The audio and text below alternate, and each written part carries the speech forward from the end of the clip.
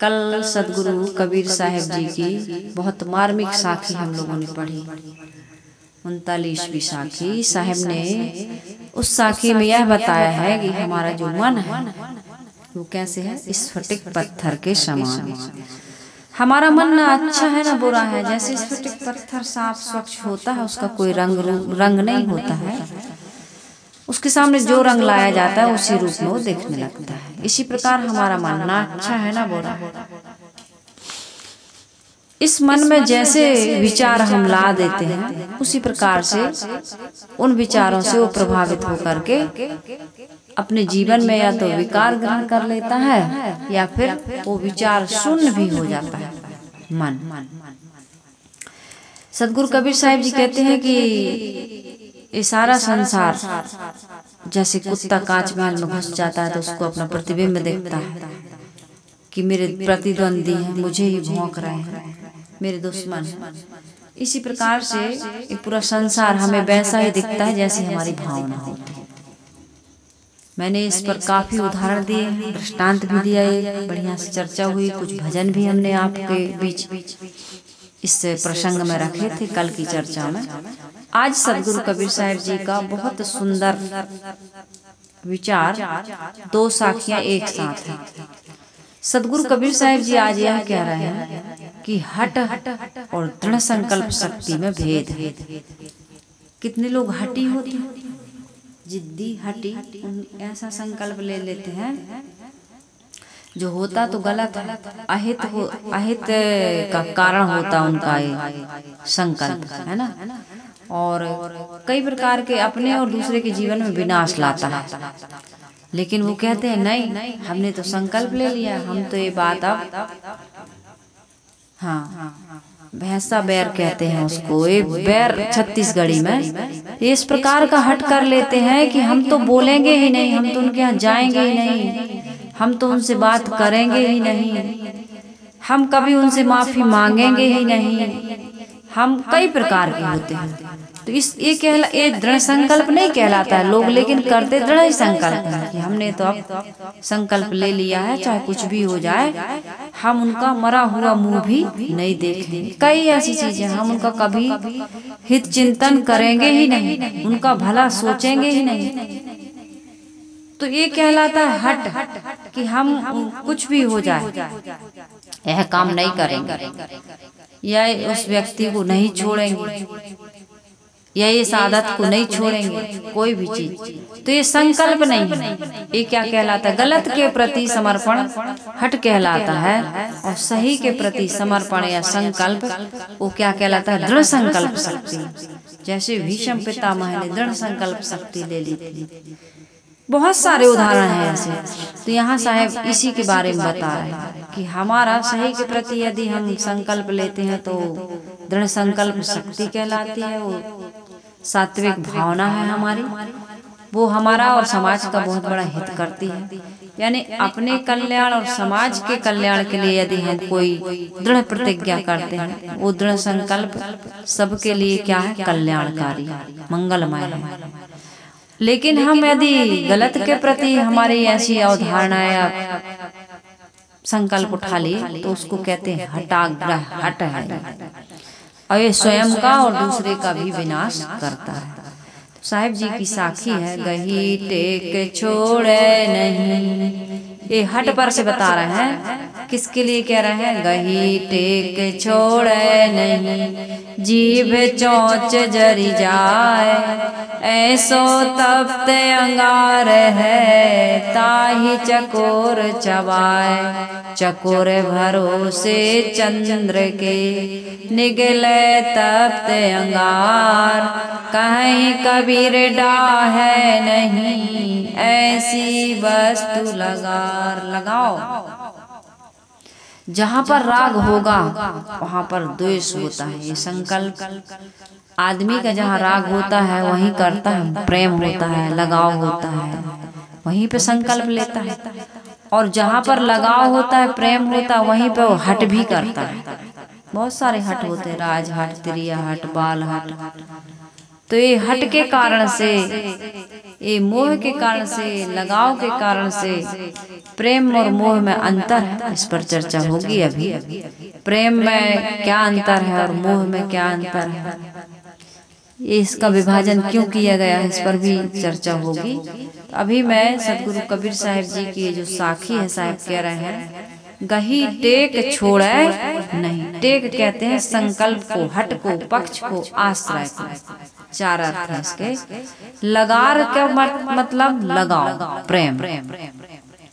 चकोर पक्षी जो होता है, बताया जाता है कि चंद्रमा का ऐसा प्रेमी होता है वो, कि जैसे ही चंद्रमा निकलता है ना रात्रि में, बस वो टकटकी लगा करके देखता रहता है पूरी रात, वो सोता नहीं है। उसके प्रेम पक्ष को वो कभी छोड़ता नहीं है। वह तप्त अंगार को भी चंद्रमा का अंश मानकर निगल जाता है, चाहे उसकी जीभ एवं चोंच जल भले जाए। लगाव ऐसी वस्तु है कि वो उसको पता ही नहीं चलता, जलता भी नहीं। कितने लोगों को ये मान्यता हो जाती है कि देवी का भाला पहन लेते हैं, जीभ में आग खा लेते हैं। अब उनका उसी में कि मेरी देवी है, और वो देवी देवताओं को ऐसा मानते हैं। हम लोग डरते हैं कि भाई ये आग कैसे खा गया, ये भाला कैसे छेद लिया, जीभ में आर पार कर देते हैं। तो ये सारी चीजें सदगुरु कबीर साहिब जी बता रहे हैं कि यदि सही के प्रति हो जाता, भ्रम मान्यता अंधविश्वास के प्रति ना होता, मोह के प्रति ना होता, आसक्ति लगाव के प्रति ना होता, तो मनुष्य में वो शक्ति है कि उसका कल्याण होने में देरी नहीं लगती, दुखों से मुक्त होने में देरी नहीं लगती। आदमी दुखी क्यों है? क्योंकि वो गलत के प्रति समर्पित है, सही के प्रति समर्पित नहीं।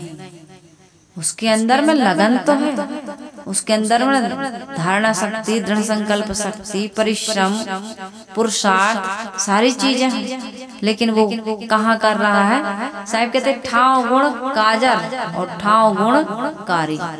यदि आंख में लगे तो कज्जल, और गाल में लग जाए तो कालिक कहलाता है। इसी प्रकार से सही जगह समर्पण हो। हम पूजा करते हैं, पाठ करते हैं, व्रत करते हैं, उपवास करते हैं, नदियों में नहाते हैं, तीर्थों में जाते हैं, बहुत सारे कार्य करते हैं, लेकिन अपनी आत्मा से बाहर किसी ईश्वर ब्रह्म परमात्मा को, मोक्ष को, कल्याण को पाने की भावना से करते हैं, तो ये हमें कभी मिलते नहीं, इसका फल नहीं मिलता। न ईश्वर मिलता है, न परमात्मा मिलता है, न कोई मनुष्य से अलग देवी देवता मिलता है, आत्मा से अलग कोई परमात्मा नहीं मिलता, मनुष्य से बढ़कर कोई देवी देवता नहीं मिलता, और अपने आत्मलोक से बढ़कर के कोई लोक नहीं है। लेकिन उसका पता हमें कहाँ मिलता है? कब मिलता है? सत्संग में जाते हैं, जब हमें गुरु की कृपा मिल जाती है तब। एक भजन है, एक धाम मिला गुरु की दाया, दुनिया में ऐसा धाम नहीं। एक धाम मिला गुरु की दाया, दुनिया में ऐसा धाम नहीं, जहाँ सर्व दुखों का अंत हुआ, जिससे बढ़कर आराम नहीं। एक धाम मिला, किसकी दया से? एक पथ प्रदर्शक, एक मार्गदर्शक की कृपा से। वो मार्गदर्शक, वो पद प्रदर्शक को क्या कहते हैं हम? सदगुरुदेव कहते हैं। इस संसार में सदगुरु से बढ़कर कोई भी नहीं। सहजोबाई ने तो कहा है, यदि एक तरफ हरि खड़े हैं और एक तरफ मेरे गुरु खड़े हैं, तो हरि से बड़े मेरे गुरु, क्योंकि हरि की पहचान यही कबीर साहिब जी कहते हैं। हम बाहर हरि खोजते थे, हमारे गुरु ने कहा बेटा बाहर हरि नहीं है, तुम्हारे भीतर हरि है। पानी, पत्थर, पेड़, पहाड़ में जो तुम खोज रहे हो, कबीर साहब जी ने कहा है यदि वहाँ भगवान होते, ये छोटे छोटे से भगवान है बटैया रख करके तुम पूजने में लगे हो। कबीर साहब जी तो कहते हैं पाहन पूजे हरि मिले तो मैं पूजू पहाड़। पहाड़ पूजने को तैयार हूँ। यदि पत्थर पूजने से सचमुच में हरि मिलते हैं तो तुम तो ये छोटे छोटे से गोल बटैया रखे हो, कोई लंबे कोई गोल भगवान रखे हो कि नहीं रखे हो, इनको पूजते हो। अरे मैं तो पहाड़ पूजने के लिए तैयार हूँ, पूरा पहाड़ का पहाड़ पूज लूं, लेकिन हरि मिले तो। घट में है अविनाशी साधो, घट में है अविनाशी। कैसे है? ज्यों मेहंदी के पात में लाली लखे न कोई, लाली लखी कबीर ने लाल लाल गे होए। मेहंदी के पत्ता कैसा दिखता है? हरा हरा। और लेकिन पत्थर और सिल में पीस दो उसको तो कैसे क्या हो जाता है? उसका रंग क्या निकलता है? हरे पत्ते में लाल रंग छिपा हुआ है, दूध में घी छिपा हुआ है, चकमक पत्थर में आग छिपी हुई है, तिल्ली में तेल छिपा हुआ है, गन्ना में गुड़ चीनी शक्कर छिपी हुई। ऐसे नहीं मिलेगी। कबीर साहब जी कहते हैं ऐसे ही ज्यों आत्मा में है परमात्मा, हमारी आत्मा में परमात्मा छिपा हुआ है। संतो सो सत गुरु मोहि भावे, जो आवागमन न सावे। इस सदगुरु कबीर साहब जी के एक से एक भजन है, आप उनको सुनिए तो पता चलेगा। साहब ने कहा अरे पानी मंगी न प्यासी, मुझे सुन सुन आवे हासी। तुम ही, तुम्हारे अंदर ही क्या है? ईश्वर है, ब्रह्म है, परमात्मा है। लेकिन ऐसे नहीं मिलेगा जैसे मेहंदी में लाल रंग नहीं मिलता बिना पीसे, चकमक पत्थर पर घर्षण किए बिना आग पैदा नहीं होती है, तिली को पेरे बिना तेल नहीं मिलता है, गन्ना को कोल्हू में डाले बिना, उसको हटाए पकाए बिना। हमारे यहाँ तो मध्य प्रदेश में खूब गुड़ बनता है, प्रसिद्ध है। देखे है ना आप लोग कि गन्ना से ही गुड़ बनता है ना, चीनी भी गन्ना से ही बनती है। लेकिन ऐसे बनाओगे तो बिना साधन के, बिना प्रयोग के ऐसे बनाओगे तो बन जाएगी क्या? सीधा गन्ना से डायरेक्ट चीनी बन जाए, असंभव। इसी प्रकार से साधन के बिना जब ये चीजें पैदा नहीं होती तो साधना के बिना हमारा परमात्मा या सुख शांति या मोक्ष या कल्याण मिलने वाला नहीं है। एक कृत्रिम साधनों से नहीं मिलेगा। एक कृत्रिम साधन है जो खाता नहीं खिला रहा है, जिसको जरूरत नहीं है उसको नहला रहा है। गंगाधारी को तुम नहला रहे हैं, अर्ध चंद्रमा जिसके मस्तिष्क की शोभा है उसको दिया जला रहे हैं। ये सब क्या तमाशा है? उसकी प्रकृति से तोड़ करके उसी को फूल चढ़ा रहे हैं। अपनी भावना की पवित्रता के लिए ये सब करने को कहा गया है। बच्चों को जैसे बताया जाता है ये चटुआ चाटना है, इससे हमको स्थायी शांति, सुकून, प्रसन्नता, अमरता या किसी लोक की प्राप्ति नहीं होगी। और ये तो कभी न सोचना कि भोग मिलेगा, मोक्ष मिलेगा। ये केवल प्रारब्ध और पुरुषार्थ से मिलता है। प्रारब्ध जो पहले करके आए हो और पुरुषार्थ जो आज करोगे, इसके अनुसार मिलता है। और इसके अलावा कोई नहीं सुख दुख कर दाता, और निज कर्म भोग सुन भ्राता। स्वयं कर्म करोत्तात्मा स्वयं तत्फल मस्मृते, स्वयं भ्रमति संसारे स्वयं तस्मात् मुच्यते। चाहे कृष्ण की बात सुन लो, चाहे राम की बात सुन लो। इस संसार में 4 वेद 6 शास्त्र में बात मिली है 2, और सुख दीने सुख होता है और दुख दीने दुख हो। क्या चाहते हैं? सुख चाहते हो ना, शांति चाहते हो ना, प्रसन्नता चाहते हो ना, अमरता चाहते हो ना, यही सब तो चाहते हो। भगवान चाहते हो, ये बाहर नहीं, ये अपने ही कर्मों में और अपने ही हृदय की पवित्रता निर्मलता में ही मिलने वाला है। मैं तो खूब भजन सुनाई हूँ ना, निर्मल मन हो तो रघुनायक सबरी के घर आए। तुम्हें जाना नहीं पड़ता, भगवान क्या करते हैं? खुद आ जाते हैं। योग्यता और पात्रता हो तो आपको बिल्कुल कुछ भी करने की, आप तो योग्य बनिए, काबिल बनिए, बस फिर आपको आपके प्रचार प्रसार की या भगवान को खोजने की जरूरत। फूल खिलता है, उसकी खुशबू, उसकी महक सभी दिशाओं में अपने आप फैल जाती है कि फूल को फैलाने जाना पड़ता है। इसी प्रकार से परमात्मा स्वयं उद्घाटित हो जाता है। तो इसमें क्या करना है, हमें समझना है, ऐसा लगाव बनाना है, बाहर का लगाव नहीं, अपने भीतर। साहिब कहते हैं कि गही टेक छोड़े नहीं, जीभ चोंच जर जाए, ऐसो तप्त अंगार है ताही चकोर चबाए। चकोर पक्षी बेचारा अज्ञानी, चंद्रमा के इतने लगाव में उसको ये पता ही नहीं चलता कि जलता हुआ कोई अंगार फेंक देते, कहते उसको निगल जाता है चंद्रमा का समझ करके, इतना अंधा हो जाता है। और आदमी भी अंधा हो गया, अज्ञान के कारण। वो चाहता सुख शांति प्रसन्नता है, लेकिन वो अंगार खा रहा है, ये विषय वासना भोग, ये संसार की आसक्ति, ये लगाव, ये हमारा अज्ञान, ये अंगार ही है। हम परिश्रम तो कर रहे हैं, लेकिन कहाँ कर रहे हैं, गलत दिशा में जा रहे हैं।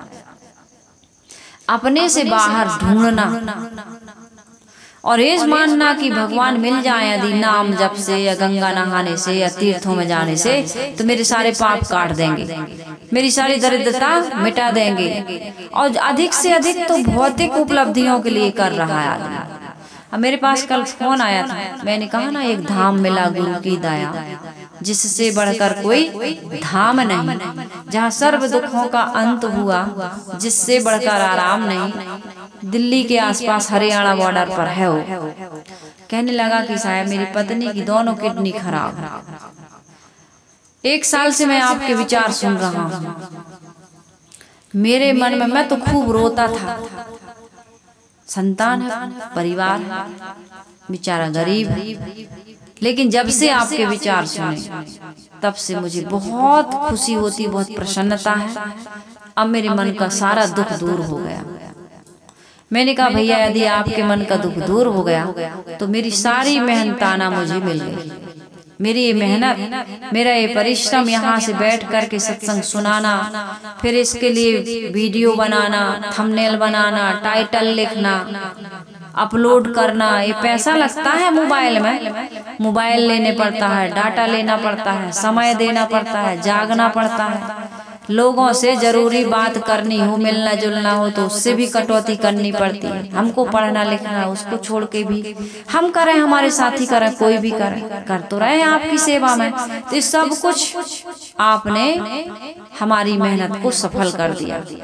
मेरी मेहनत की सफलता पैसा देना, आप पैसा दे दोगे उससे थोड़ी सफलता हो जाती है। आपके जीवन का दुख दूर हो, मैं तो यह चाहती हूँ। ये आश्रम बन रहा है, ये आश्रम से आप तक विचार पहुंचाए जा रहे हैं, लोग यहाँ आना चाहते हैं तो आश्रम बन रहा है। ये सारी चीजें किस लिए कर रही हूँ, एक समाज के लोग किस लिए करते हैं, मैं नहीं, मेरे गुरुदेव जी की शिक्षा है। यदि मेरे गुरुदेव जी ने इतना ना किया होता, पुस्तक न छपवाई होती, प्रेस स्थापित ना किया होता, ये आश्रम ना बनाया होता, हमें अपना शिष्य ना स्वीकार किया होता, हमें ज्ञान ना दिया होता, नारी समाज को इतना ऊपर ना उठाया होता, हम लोगों को आत्मनिर्भर ना बनाया होता गुरुदेव जी ने।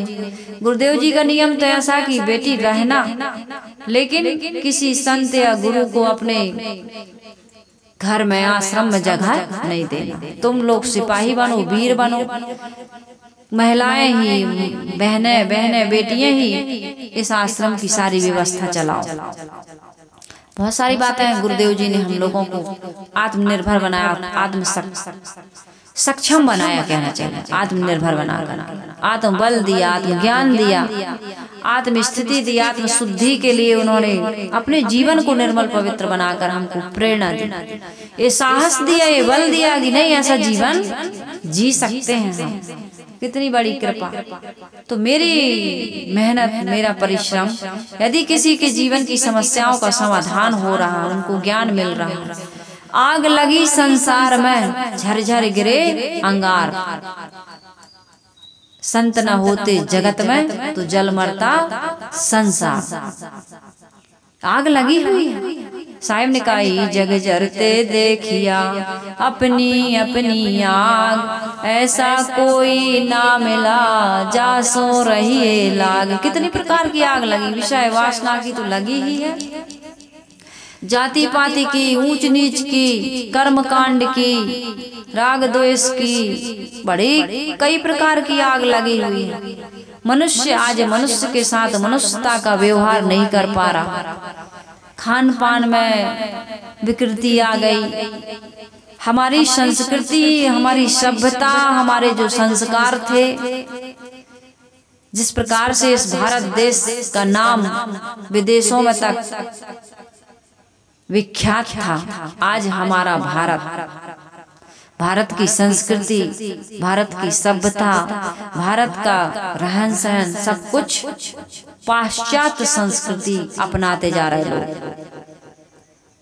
एक गुरुओं के ज्ञान को भूलते जा रहे हैं, आत्मविद्या से विमुख होते जा रहे हैं। भौतिक ज्ञान, भौतिक उपलब्धियां, भौतिक भोग, यही आदमी के जीवन का उद्देश्य बन गया और इसीलिए आज अशांति है। लेकिन जो व्यक्ति गुरु की शरण में जाएगा और इन विचारों को सुनेगा, समझेगा, उसके जीवन में कोई उथल पुथल नहीं। आज भी वो स्वर्ग में जी रहा है, आज भी वो सतयुग में जी रहा है, जो जिसकी बड़ी कल्पना की जाती है। स्वर्ग सतयुग क्या है, यही समय था सब समय। जो अपने स्व में, अपने आत्मा में गमन करता, वही स्वर्ग में जीता। सब समय अच्छे बुरे राक्षस और देवता सब समय थे, आज भी है। ऐसे ही रविवार, सोमवार, मंगलवार, बुधवार, गुरुवार, शुक्रवार, शनिवार था। ऐसे ही 24 घंटा होते, ऐसे ही 6 ऋतुओं का परिवर्तन होता था। कोई अलग से कुछ भी होने वाला कथाओं में जो बताते हैं वो अलग चीज है, कुछ बदला नहीं। चांद न बदला, सूरज न बदला, न बदला रे आसमान, कितना बदल गया इंसान। अब भौतिक विज्ञान का, भौतिक विकास का युग चल रहा है, कल पुर्जों का युग, तो कुछ तो परिवर्तन आता है लोगों के विचारों में। लेकिन आज भी वो जो मौलिक चीजें हैं वो कभी बदलती नहीं।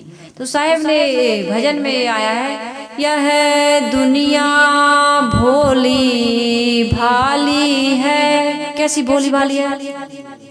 निज हित विचार से खाली है, चंचल होकर निस दिन दौड़े, जहाँ पे ना कुछ भी काम नहीं, एक धाम मिला गुरु की दाया, जिससे बढ़कर कोई धाम नहीं, जहाँ सर्व दुखों का अंत हुआ, जिससे बढ़कर आराम नहीं। सर्व दुखों का क्या हो गया? अंत हो गया। अब कोई दुख नहीं, अब कोई चिंता नहीं। क्या कर रहे लोग? कोई मानत ईश्वर राम खुदा, ढूंढत साधन करी जुदा जुदा, नहीं जानत कोई सत्संग बिना, निज से बढ़कर कोई राम नहीं, एक धाम मिला गुरु की दाया, गुरु की दाया। तो हमारे सदगुरु कबीर साहब जी बता रहे हैं कि भाई परिश्रम तो करो, दृढ़ संकल्प शक्ति तो रखो, लेकिन भोगों को त्यागने की, बैर विरोध गांठ बांधने की दृढ़ संकल्प शक्ति मत रखो। उससे नहीं बोलेंगे, उसके घर नहीं जाएंगे, हम पहले क्यों बोले, हम राम राम क्यों करें, ऐसा भी हो जाता है। मान ले कभी कहना सुनना हो गया तो हम क्यों माफी मांगे, हम क्यों उनके पास जा करके उनके एक कहें कि भैया हमसे गलती हो गई, माफ कर दो। तो इस प्रकार की यदि अकड़ है हमारे अंदर में, तो ये हमारे जीवन में कभी भी शांति या संबंध को सुंदर नहीं बना सकती। झुक जाओ, विनम्र हो जाओ, सरल हो जाओ। इस संसार में तुम्हारा किसी चीज पर कोई अधिकार थोड़ी है। आज स्वस्थ हो बूढ़े लोगों को नहीं देखते हो, कितने विनम्र, कितने सरल, लास्ट में, अंत में, बिल्कुल फाइनल स्टेज पर कहते हैं कि भैया संसार में बड़े प्रेम से रहना चाहिए, 2 दिन की जिंदगी है। हमारे गुरुदेव जी ने तो 21-22 वर्ष की उम्र में ही कह दिया था, 2 दिन की जिंदगी में मत दाग तू लगाना, 2 दिन की जिंदगी में मत दाग तू लगाना, चलना संभल संभल कर, हाँ चलना संभल संभल कर, माया नगर यही है, मन में संभल के देखो, 2 दिन की जिंदगी है, यह ओस का बबूला, यह ओस का बबूला, तन ठहरता नहीं है, मन में संभल के देखो। गुरुदेव जी कहते हैं मन में संभल के देखो। कितने दिन की है? 2 दिन की। जिस दिन तुम्हारा जन्म होता है उसकी डेट लिख लेते हो, जब मर जाते हो फोटो में 2 ही चीज लिखी जाती हैं तस्वीर में, इतने सन इतनी तारीख इतने महीना में जन्म हुआ और इतनी तारीख इतने सन इतने महीना में मर गए। 2 दिन की जिंदगी का अर्थ मुझे यही समझ में आता है कि खास ये 2 दिन है हमारे जीवन के। एक दिन जब जन्म लेते हो तब बड़े बाजा गाजा के साथ, बड़ा स्वागत के साथ में बड़ी बधाई बजती है, हाँ बड़ा लड्डू वड्डू जो बांटते हैं लोग बांटते हैं, और एक दिन मर जाते हैं तो फिर लड्डू बांटते हैं, है ना। गंगा जली करते हो कि नहीं? हाँ, रसगुल्ला बर्फी नुक्ती जो जो कुछ बनता है फिर खाते हैं लोग। जन्म हुआ तब खिलाते हैं और मर गए तब। ये बीच के जीवन में हम बड़ा गड़बड़ कर जाते हैं। बीच का जो जीवन है, बुढ़ापा, जवानी में समझ में नहीं आया, अधेड़ अवस्था में कुछ कुछ आया, लेकिन बुढ़ापे में पूरा आ गया। भैया बड़े प्रेम से रहना चाहिए। कुछ नहीं लाए हैं, कुछ नहीं ले जाएंगे, अच्छे से रहना चाहिए। काय बेटा काय बहू, बड़े प्यार से बोलते, मक्खन लगा शहद लगा लगा के। और जवानी भर अरे नाच के बेटे भूखे मारो, हाँ कटोरा लेके भीख मांगोगे, अभी तक सोए हो, अरे इतना खर्च करते हो, इतना निरमा, इतना साम, कुछ भर कोई भी चीज पर से तुम लाए थे कुछ ले जाओगे, काहे के लिए अपनी बहू बेटों को कोस रहा है।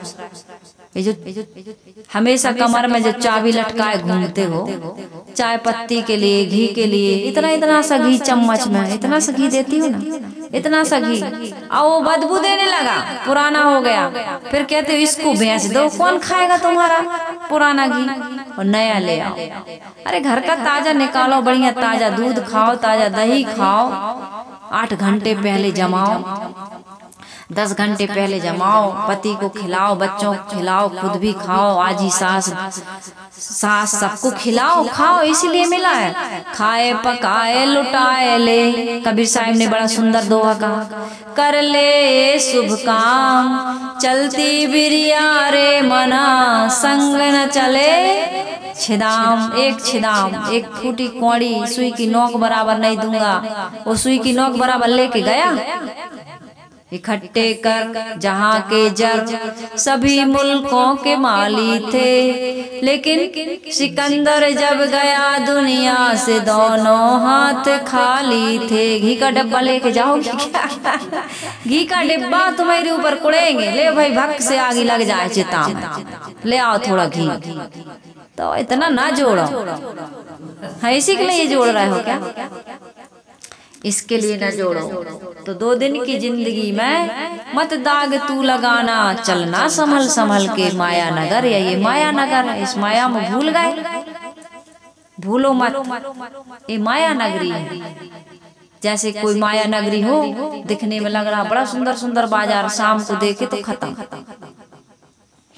मेला लगता है, कहीं जाते हो देखते हो, आज जाओ तो एकदम लाइटिंग है, झूला है, क्या क्या है वहाँ, सारा सामान है। और 4 दिन बाद गए, रेत रेत पड़ी। गंगा जी में जाओ, अभी जो कुंभ नगरी बसी थी वहाँ जा करके देख के आओ, कुछ है वहाँ, पूरा जलमग्न है। यदि वहीं बैठे रहते डूब के बह जाते, मर जाते। तो भाई यहाँ पर अपना काम करने आए हो, खाए पकाए लुटाए लो, खाओ भी खिलाओ भी और दूसरों को दक्षिणा भी दो। ये पैसा इसी के लिए मिला है, ये शरीर इसी के लिए मिला है। तो इसलिए हमारे गुरुदेव जी कहते हैं, क्षण क्षण में बदलता है, क्षण ही में लुप्त होता, मिट्टी के कच्चे घट में जल ठहरता।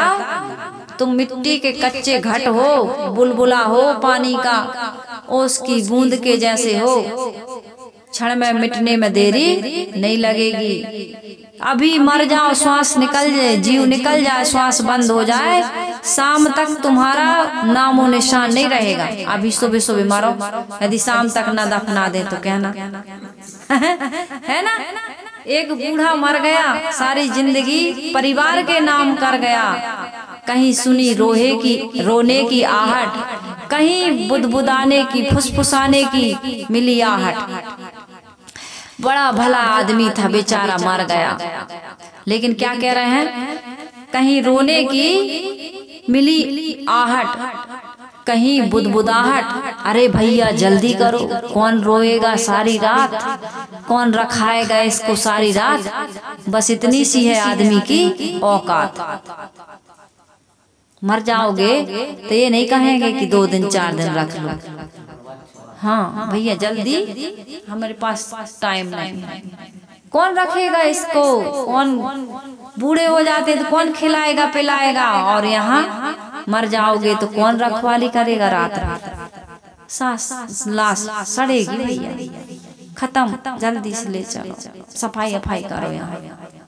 इतनी सी तो है तुम्हारी आदमी की औकात, एक माचिस की तिल्ली, एक लोटा घी और लकड़ियों की ढेर पर जला के जब आग लगाएंगे तो एक मुट्ठी राख हो जाओगे। इतनी सी है तुम्हारी हमारी सबकी औकात, इससे ज्यादा हमारी औकात नहीं। क्या आकड़, क्या अहंकार, क्या लोभ, क्या किसी से बैर, आसक्ति न बनाओ, मोह ममता न बनाओ, छोड़ के जाना होगा।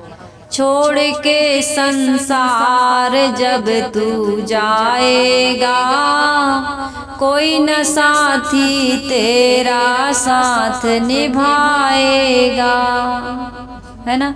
इस पेट भरने की खातिर तू पाप कमाता निश दिन, इस पेट भरने के खातिर, पेट भरने के लिए पाप नहीं करना पड़ता। पेट तो एक चिड़िया का भी भर जाता कि नहीं भर, एक चींटी का भी भर जाता, एक हाथी का भी भर जाता, लेकिन आदमी पेट के लिए नहीं कर रहा।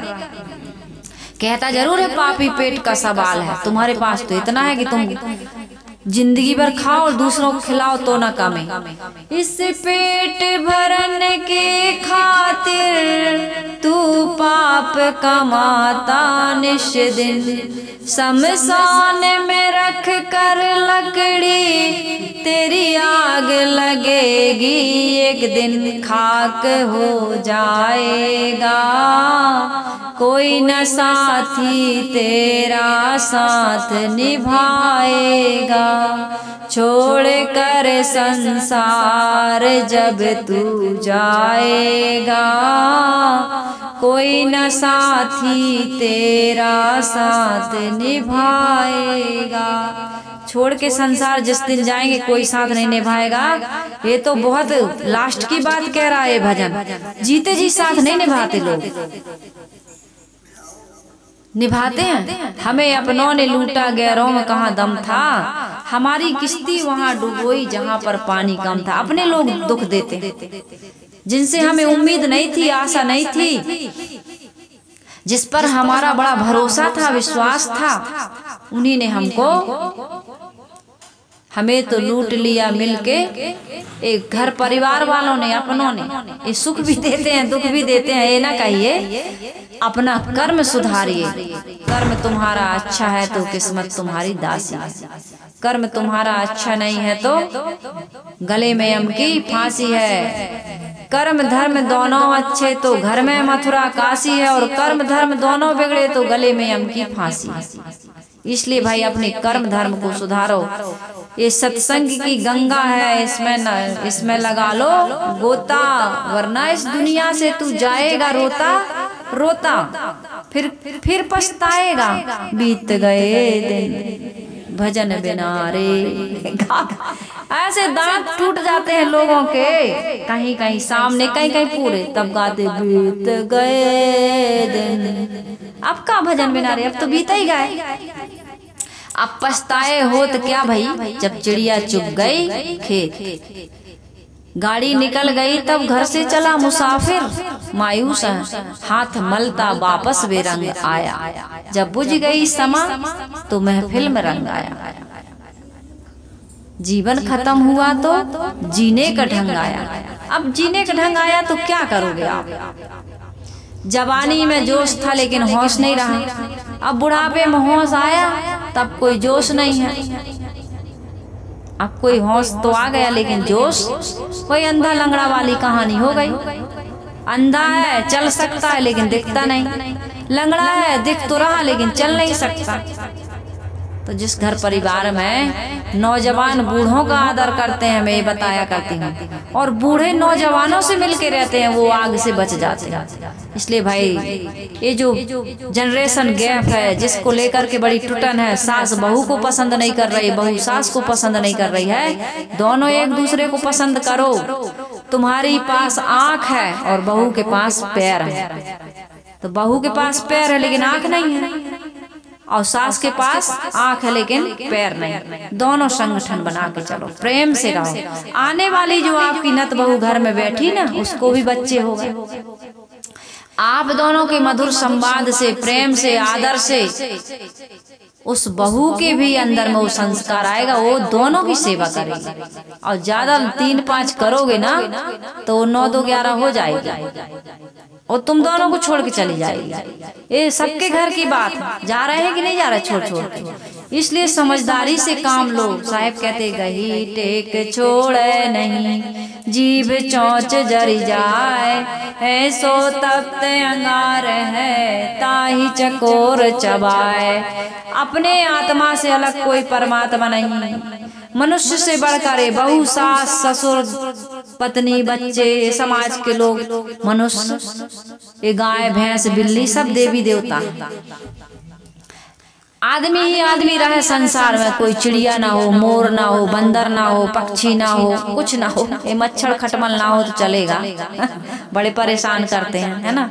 ये सारी चीजें ना हो तो अच्छा लगता है। आप मकान की पेंटिंग देखते हो, कहीं मकान बनता है तो बादल, घर, खिड़की, दरवाजे के साथ साथ पक्षी भी दिखते हैं। एक छोटी सी चिड़िया का भी लोग बनाते, घोंसला बनाई है ना, घोंसला बया पक्षी का, ये सब बनाते सीनरी में, चित्र में, अच्छा लगता है।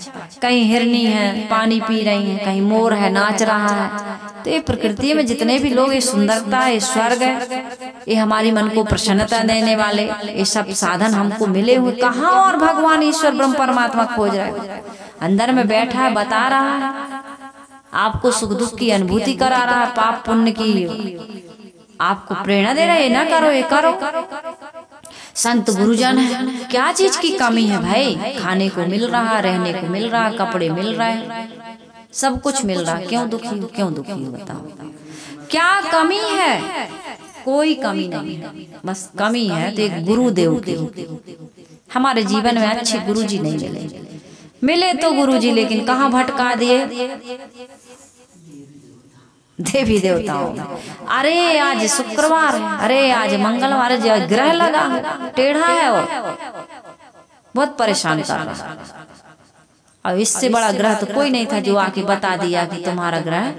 अभी तक तो हम बिल्कुल मस्त थे, स्वस्थ थे। अब पंडित जी ने जैसे ही हाथ देखा और कहा अरे अनिष्ट होने वाला है, महाराज क्या करें? बस 11,000 की, 21,000 की, 51,000 की, 1,11,000, 1,100 की, 11 रुपया की पूजा लगी।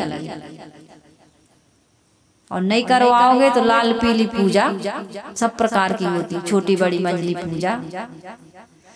नहीं करवाओगे तो क्या हो जाएगा, पता नहीं क्या हो जाएगा। जो बता दें आदमी वही सोच लेता, वही हो जाएगा। भूत प्रेत लगते हैं लोगों को, कहते हैं किसी ने कुछ कर, कोई नहीं करता कुछ, कोई नहीं करता कुछ। यदि तुम्हारे कर्म नहीं बिगड़े हैं तो बाल न बांका कर सके जो जग बैरी, तेरा बैरी कोई नहीं, तेरा बैरी फैल अपनी फैल मिटाए ले, गली गली कर सैल। संसार में दुख है क्या, समझ नहीं है, इसलिए दुखी है। हम खजाने पर बैठ के भीख मांग रहे हैं, जानकार ने बताया अरे तुम जिस खजाने के नीचे बैठे हो यहाँ तो इतना संपत्ति, इतनी संपत्ति कि तुम्हारा हाथ फैलाना बंद हो करके तुम दूसरे को देना शुरू कर दो।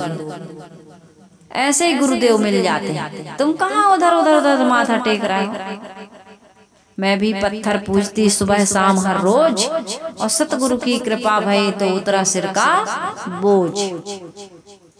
भूले मन समुझ के लाद लदनिया। साहब कहते हैं चकोर भरोसे चंद्र के, ये चकोर पक्षी चंद्रमा का भरोसा करता है, निगले तब तंगार अंगार को खा रहा है। कहें कभी डाहे नहीं ऐसी वस्तु लगा, उसको जलन महसूस नहीं हो रही, जीभ जो जल रही है लेकिन उसको पता नहीं चल रहा। इतना सब करते हुए हमारा मन तृप्त नहीं है, सुखी नहीं है, संतुष्ट नहीं। कितने लोगों के फोन आते हैं मेरे पास, साहब भटक गए, हमें तो आज तक बाहर ही बताया गया।